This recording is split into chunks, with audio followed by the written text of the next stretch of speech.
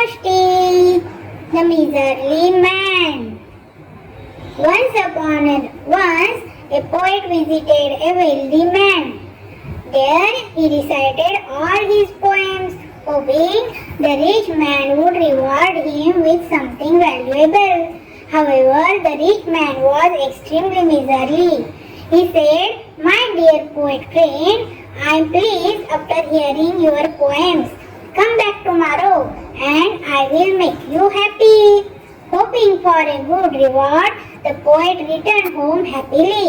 The next day, at the scheduled time, the poet went to the wealthy man's house.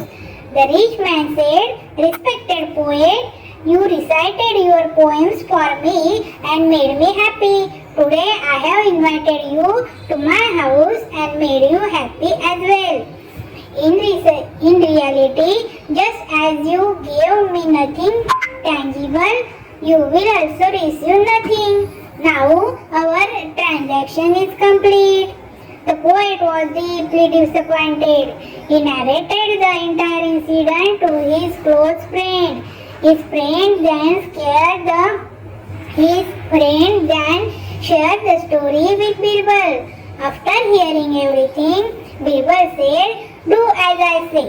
Invite that wealthy man to your house for a meal, and also call your poet friend. Of course, I will be there as well." A few days later, as planned, a meal gathering was organized. The rich man arrived on time. Meanwhile, Birbal, the poet, and other friends were busy chatting. Time passed, but no meal was served. All the guests were engrossed in conversations. Finally, the rich man lost his patience and said, "It's getting late for the meal. Aren't we here to eat?" "Meal? What meal?" Birbal asked. The rich man, now angry, said, "What are you saying? What meal? Didn't we gather here specifically for a meal?" Birbal replied, "You were not given a formal invitation for a meal. You were just asked to come here. There was no promise of food." The rich man was furious and said, "What is this? This is an insult to someone as respectable as me." Birbal started laughing and said, "Did I ever say this behavior is correct?